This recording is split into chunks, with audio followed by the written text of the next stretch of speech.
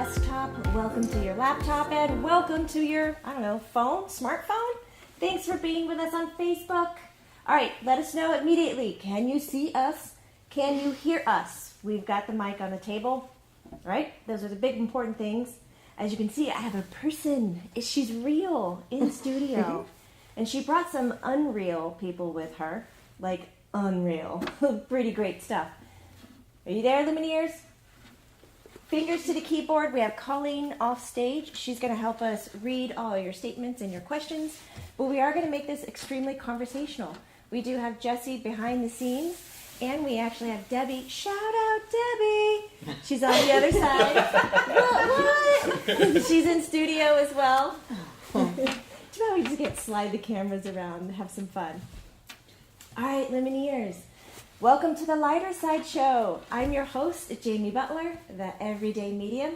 So, Everyday Medium, guys, we're talking about our sixth sense above our five traditional senses, and how do we use this on an everyday basis? Because this is normal, this is real, this is common, and this is who we are.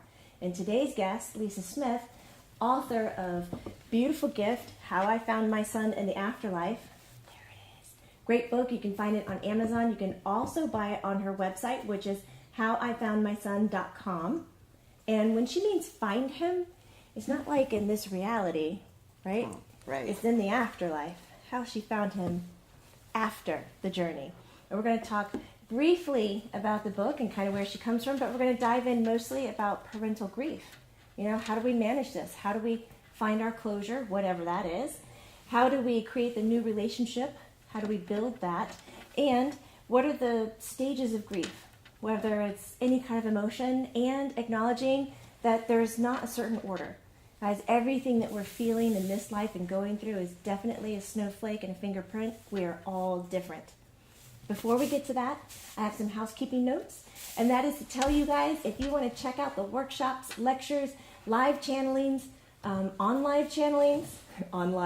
Learn It Live, live streaming channelings, you can find that at jamiebutlermedium.com.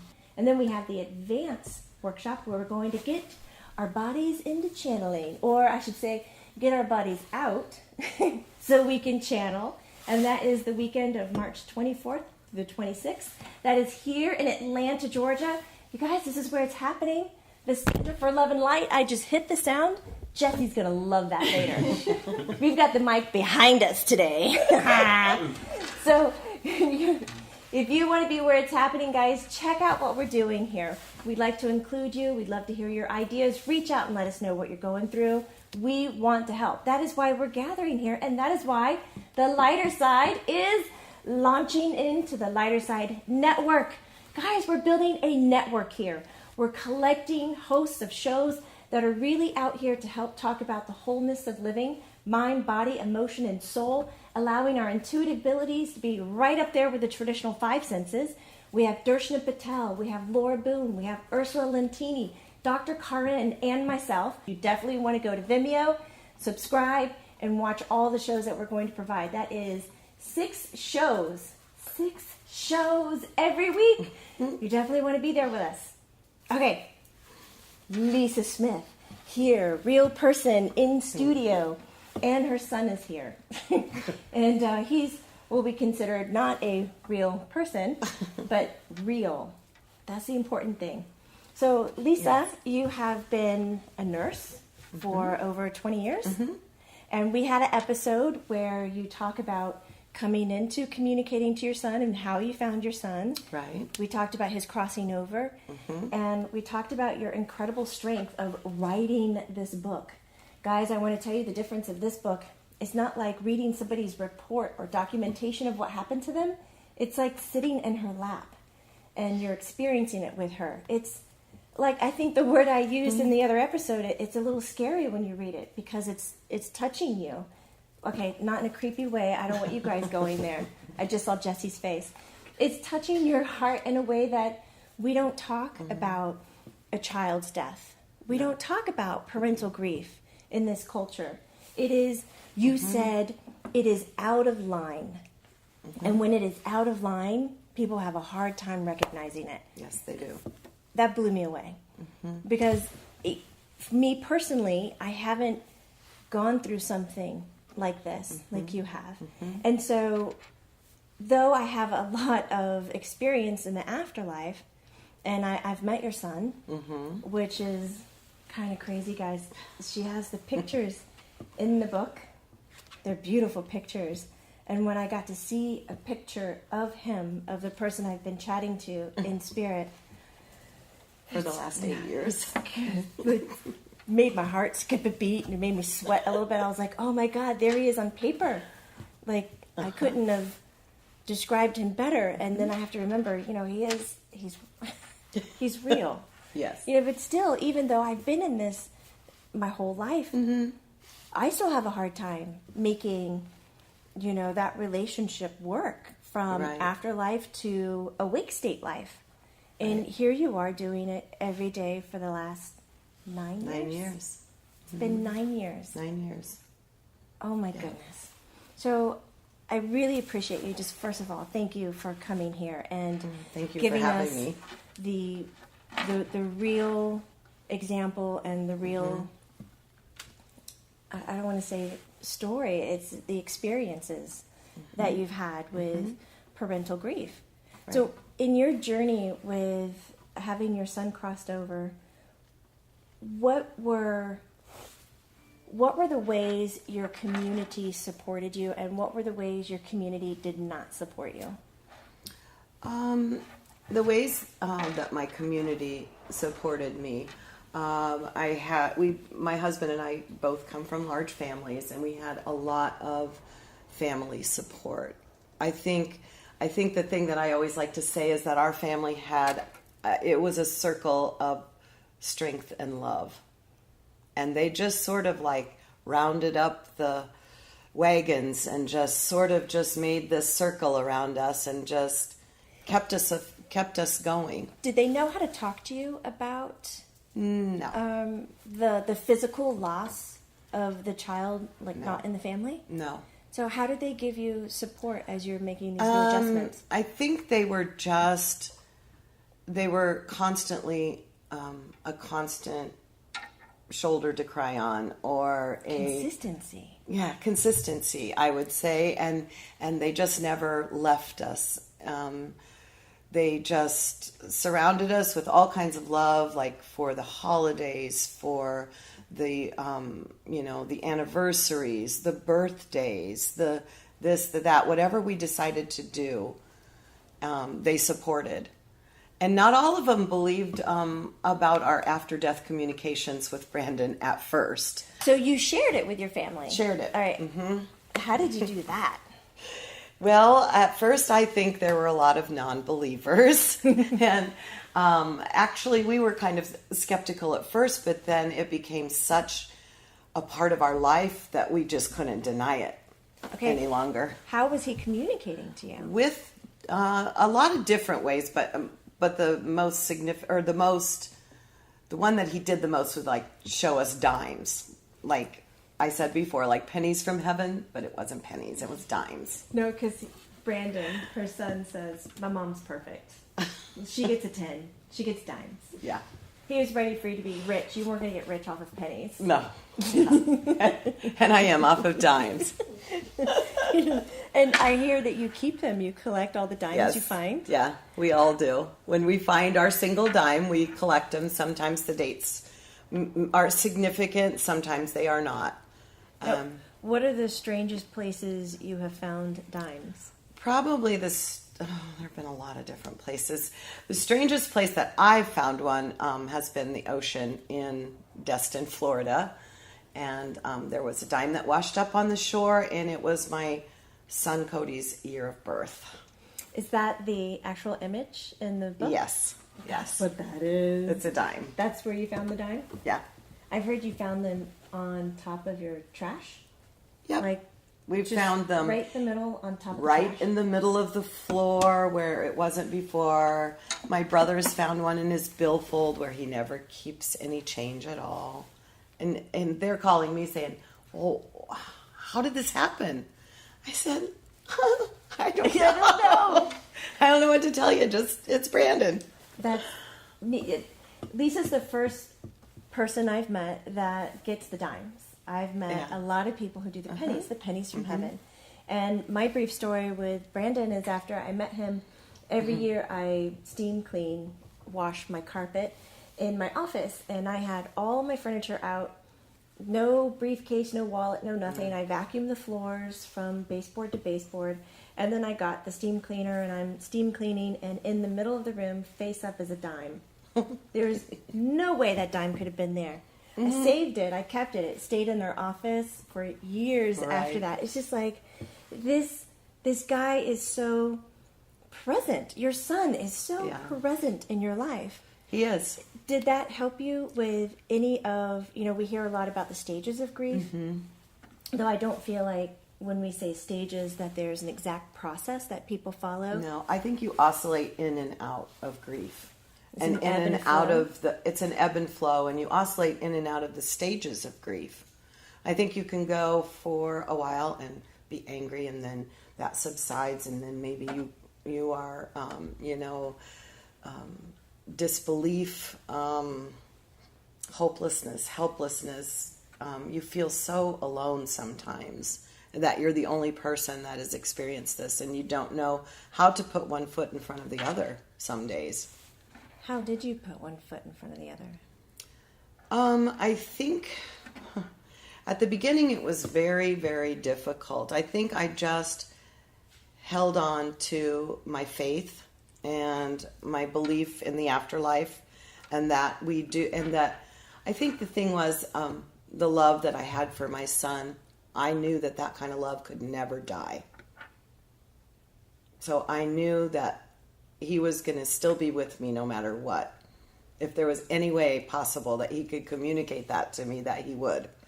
And we continued to get the signs, and he wasn't going to give up until we said, okay, we're going to find a way to communicate. And then I found you. Oh. It took me a year and to find you, and I found you, and it's just brought my soul such peace. And it feels like he's still part of our family. I feel like he still has a hand in everything that our family does, or he'll orchestrate something to prove that, hey guys, remember me?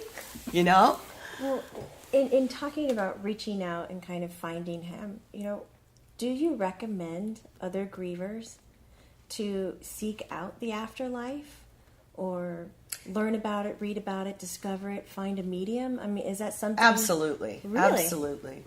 And I think that I've heard so many stories from grieving parents since I've been talking about the book. And I have had people that came up to me and said, I know you're busy right now, but I really want to tell you that we lost our daughter to a heart attack, and she came in the house when I was doing dishes, and I turned around and I saw her.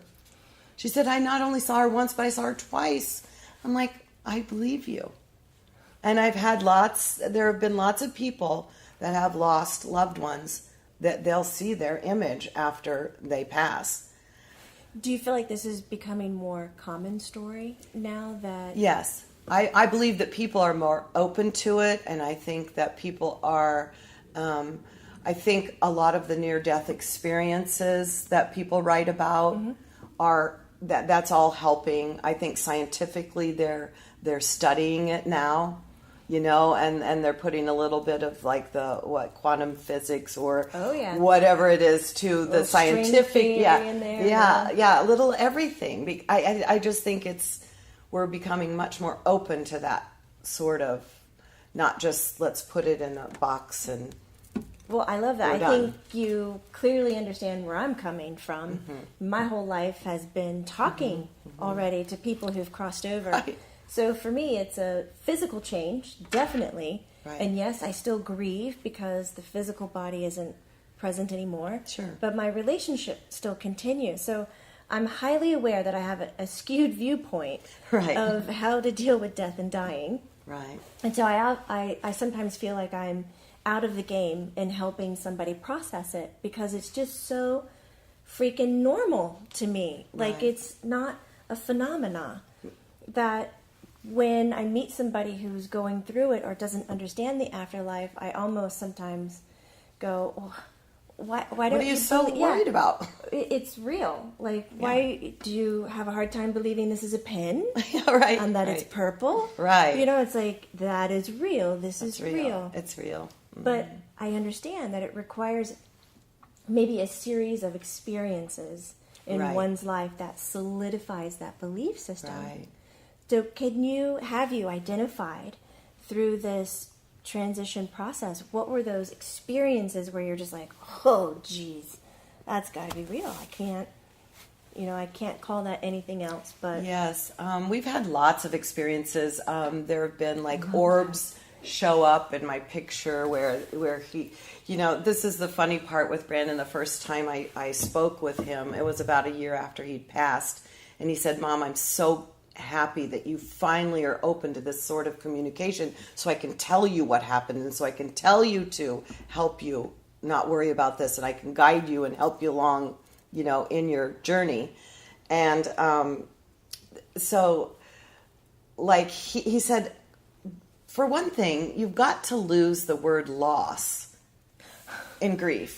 And he said, you haven't lost me. Quit telling people that you've lost your son. You haven't lost me. He said, I've been right by your side since the day I transitioned or I passed over. He said, just tell them that your son passed. He said, now, don't get me wrong. Don't use the pendulum and say, just a minute, let me ask my dead son, because he said, then people are going to think you're crazy. Crazy. You're looking at it right here. But he said, you just do need to lose the word lost out of the grieving process.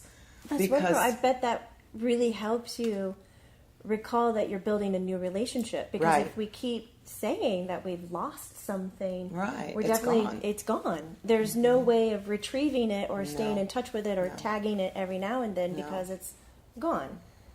So he said to say that he passed. Right. And he said, also quit looking up in the sky at me. Why? He said, where is I'm he? not there. I'm right by your side. He said, I just came in a different door on a different plane, on a different dimension. He said, I'll always be with you. So he's helping you see it from a different perspective. Mm-hmm, mm-hmm. How has that been with your understanding where he is? Has it eased the, I don't want to put words in your mouth, but the suffering or the grief? Oh, or yes. The idea. I think that when you're early in your grief, you do have to take some time to get used to the vessel that your loved one was in while they were here is gone, because that's what we're familiar with. That's what our society has taught us. That's what we've taught ourselves. Right, and if you can't see it and touch it, And if then you it's can't not see it here. and touch it, it's not here. Sorry. And there are so many unexplainable things that happen when people die or pass or transition. They're just, as a nurse, I witnessed a lot of it when people were transitioning, like in the nursing home. I was a nurse's aide when I was 16. I've seen it forever. And they'll call out to loved ones that have passed on before. And did it make you more comfortable with death, being around it before? Absolutely. Absolutely. That's another thing that Brandon taught me. His communication from beyond has taught me to not fear death. He said, Mom, you can't worry about dying and death and dying. He said, you only have to, he said, death is just like being born. Dying is just like being born. It doesn't hurt. We're all going to do it. And you can't put so much emphasis on that, because it's a natural process. And he said, don't worry, I'll be here to catch you when you fall. I said, I'm sure you will, sweetheart. We're going to hold him to it. Yeah. So, Lumineers, what are you guys thinking and doing? Colleen, do you have? I don't have any questions yet. That is wonderful. I like that you guys are listening. Lots of positive comments. I love that. And Brittany Smith, do you know Brittany Smith? Yes, She yes. says it's so fun to see you two together. Because there's such a beautiful history. hi, Brittany. I love that you're on here. And lots of positive comments, but no questions yet. Well, I want to talk a little bit about most of us feel that if we're starting a new relationship, that we have to make a closure to the one that existed. Right. And our rituals in this culture, in our funerals, we are taught to say goodbye. We honor their life. We highlight all the good things that we connected to. And then literally we bury it and we hide it and we don't go back to it. Right. So I know in our culture we focus a lot on closure. But yet in my belief systems and communicating to spirit, I don't require that same sense of closure. And so here you have gone from one extreme to the other. How did you do this? I know that's like such a big question. It is a huge question. Like, how did your concepts of making closure, folding it up, putting it to rest, how did it align with you opening it back up and finding a new relationship? I mean, It's like... Well, I do think you have to take time to grieve the old relationship. And I think that takes time to do that. Say goodbye to it, but yet know that the love that your loved one has for you, the love never dies and their soul doesn't die. And so they're always going to be with you. I think it's just a new way of looking at it that I never even really thought about before. I mean, I always believed in the afterlife, and I knew that there probably was a place where we go after, but I've never been so open to this until the communication with you and Brandon and me. So it's not something that you sought after before this, with all your experiences of death and dying as a nurse? Yes. I always had a belief system that there was more to life than... It was just there. It was just there. It was here, and I couldn't really put a finger on it and say, well, that'll be great to have this kind of relationship with my son after he passes. And I don't know. It's just like it's been a transition that both Brandon and myself, through my belief system and through our communication with Brandon, he's taught me that, both of our spiritual lights have grown together, and that we need to get together, Mom. It's like we've got this job to do, and we've got to help people learn how to say hello, not goodbye, when someone passes. Do it again. Learn how to say hello, not goodbye.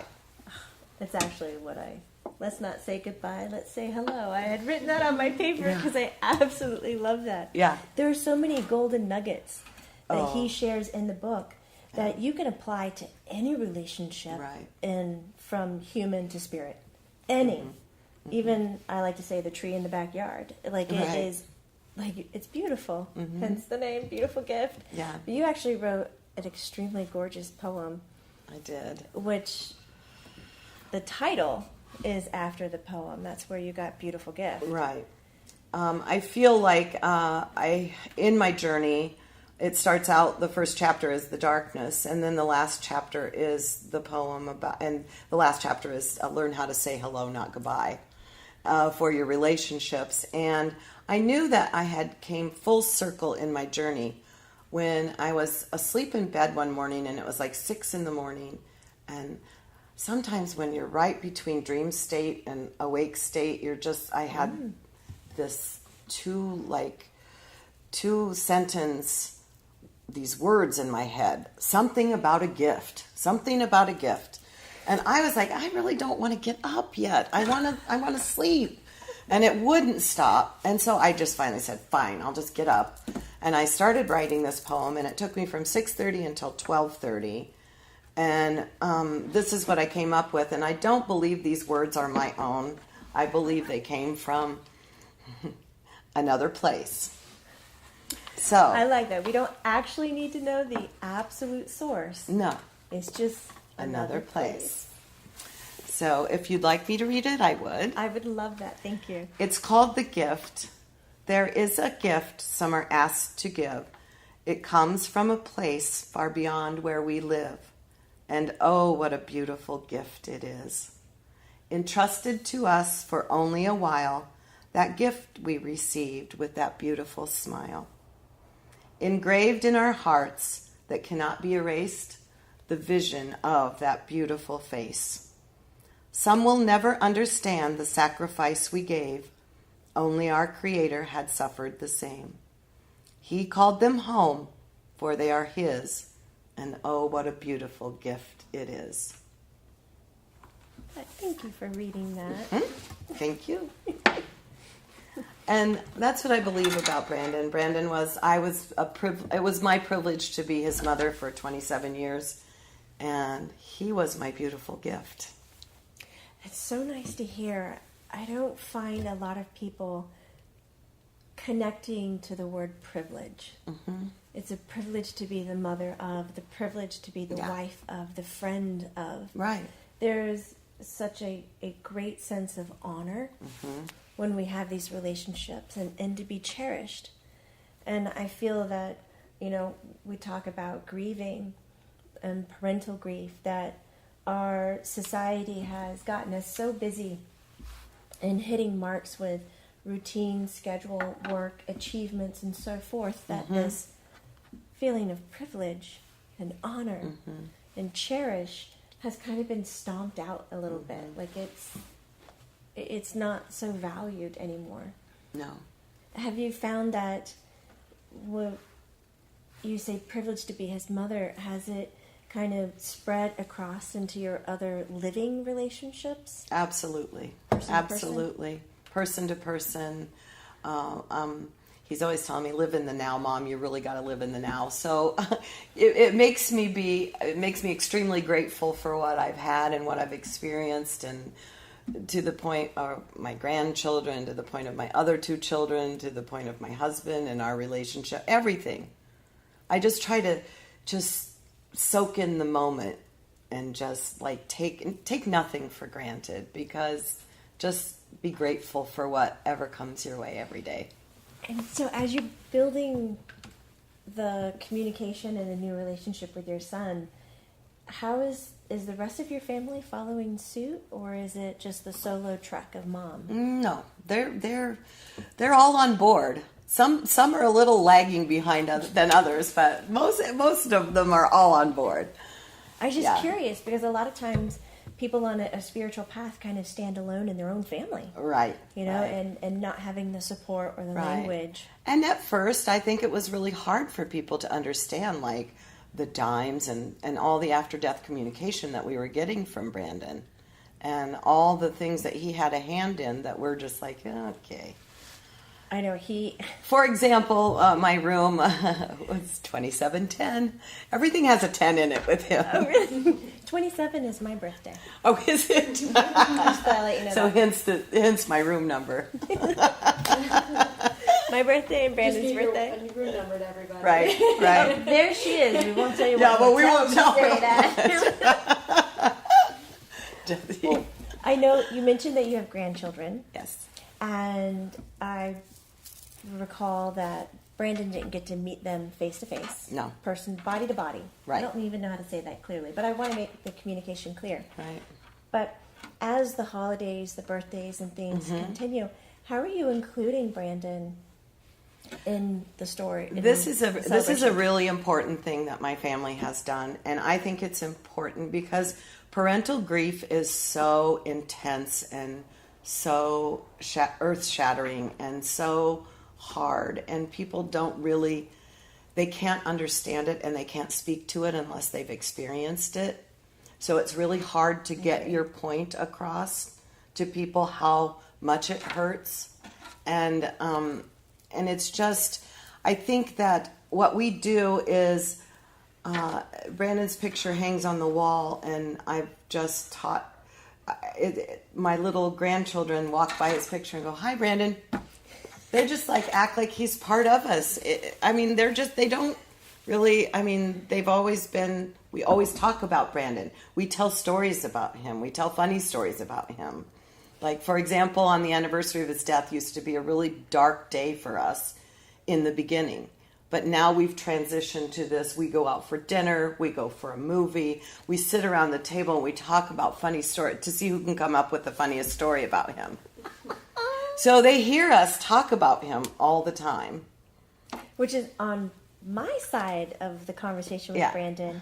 Yeah. He talks a lot about his brother's children. Oh, yeah. Their personalities, what toys they were playing with, how they sass, how they laugh, how they act. Like, it's incredible that though they've never met No. body to body, like, he is observing them. He is truly a part of their life. He's not skipping a beat. No. You know, and just from the outsider's viewpoint of mine, Right. it brings me comfort to know Right. that my loved ones before my Sure. children, you know, were born, like, they get to see them. They're Sure. interacting. Sure they do. They know those funny things that are Yeah. happening when nobody else is there, and you're like, God, I wish someone was here to see that. That Yeah. was messed up, or that was incredible. For example, McKinley was on her way to her other grandparents' house on Christmas. And she was naming off all of her cousins that were going to be there and all of her aunts and uncles. And she said at the end, and Brandon. And Brittany called me and she said, evidently Brandon's coming to our family Christmas. I said, quite sure he probably is. Probably was. That's crazy. Yeah. I love that. So, and you know, we do things like we wear his old T-shirts, or we just that's how we keep his memory alive. That's how we keep him part of our family. That's how we started our new relationship with him. And when my son Cody started speaking to Brandon through you also, he feels like he still has his brother because he can run things. I mean, he can bounce things off of him. They do. They talk yeah. intensely. They do. Yeah. And so, We have some questions. oh, that's great. Yeah. Okay. I guess you guys can just answer them the way that you want to, because they're just questions. They're not addressed to either one of you. Okay. Okay.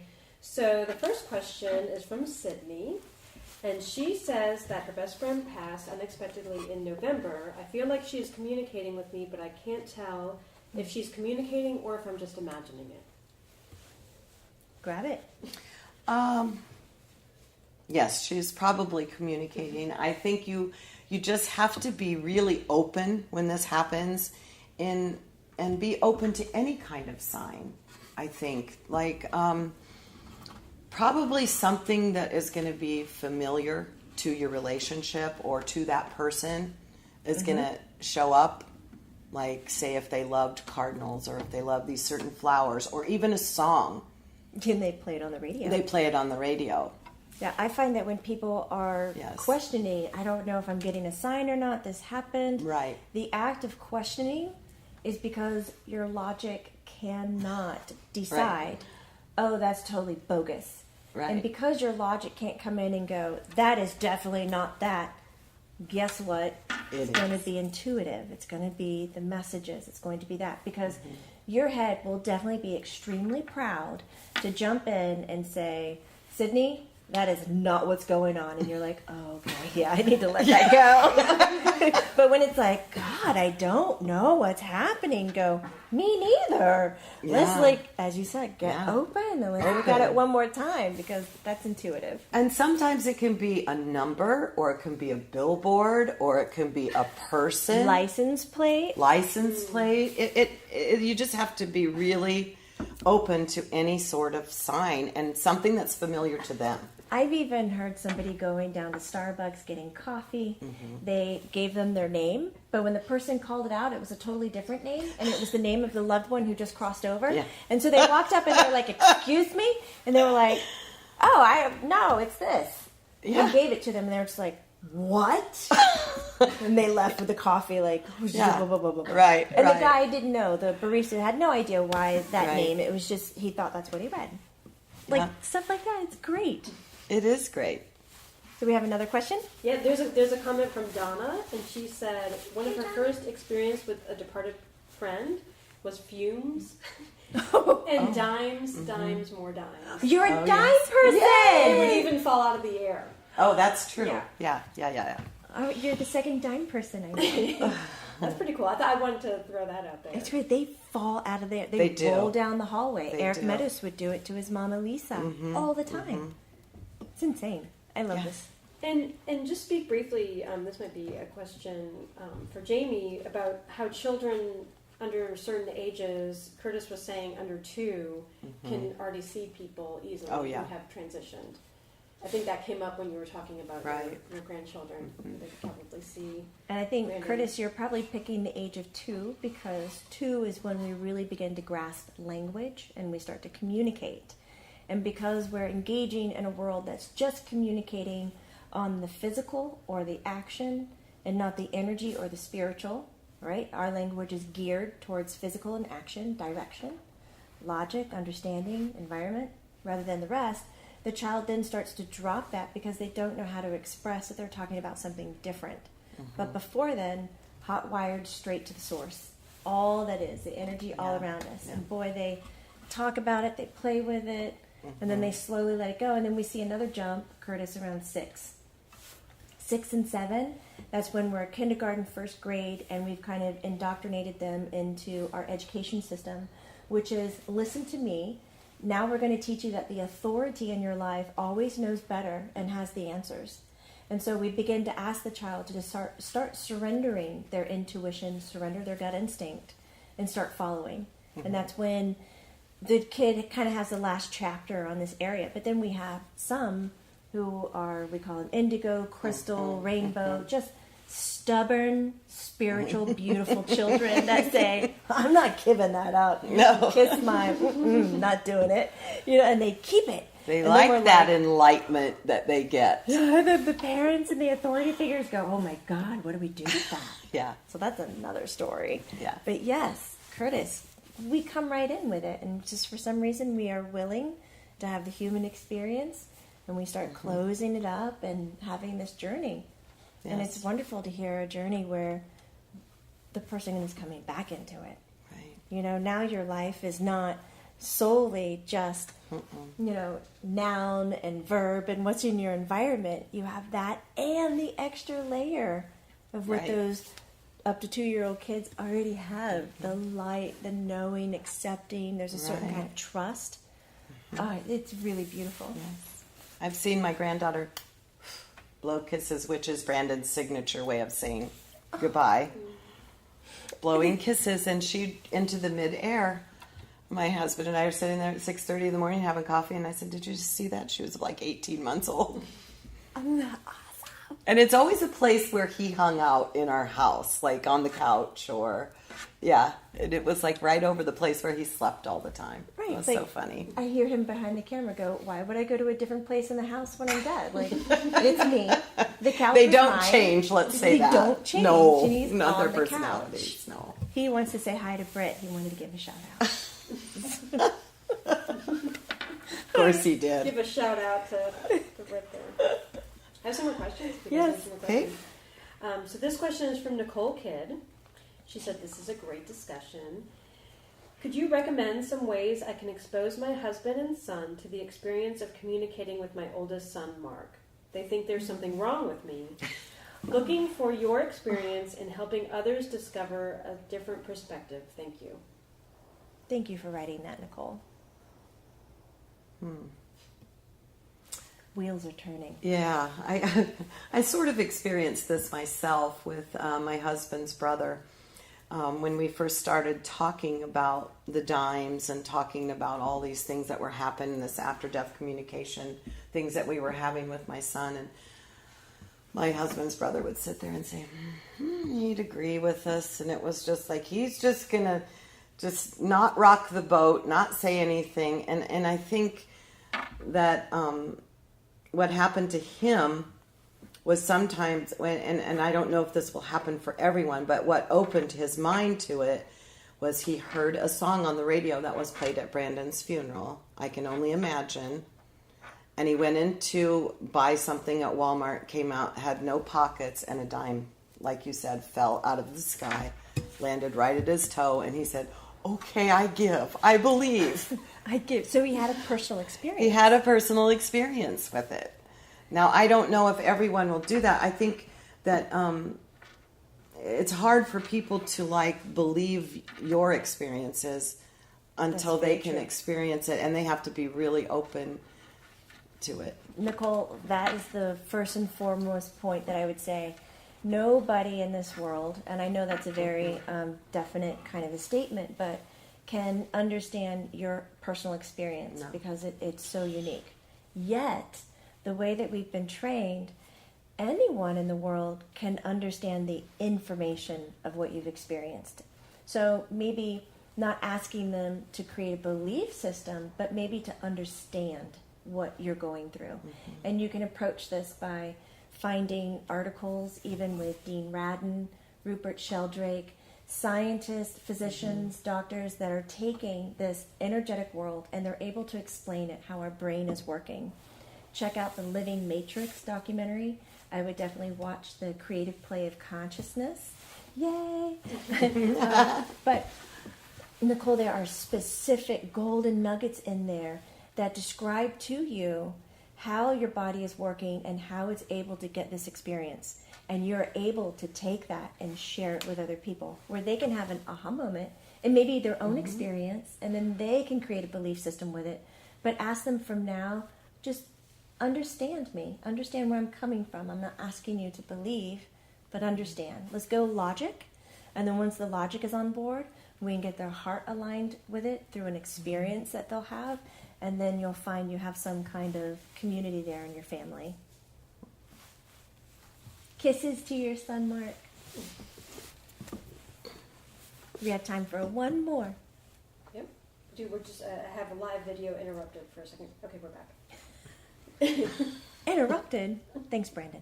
I told him not to mess with the cameras, not to do those things. I was like, we were doing so well. Yes. And then he totally just interrupted our last podcast or video cast here, and I could barely keep myself together. Go ahead. Okay, I have a question from Dominique that I'm going to add on to. Great. Okay. So Dominique asks, is it possible that sometimes they, I'm assuming he's talking about those who have transitioned, are angry and not content, and I'm going to add, and won't communicate, and won't give you signs? I really can't speak to that much. You probably yes. can. I'm sure that's true. There is a big possibility. And let's add this layer to it too. There's a big possibility where one makes the transition but doesn't cross over.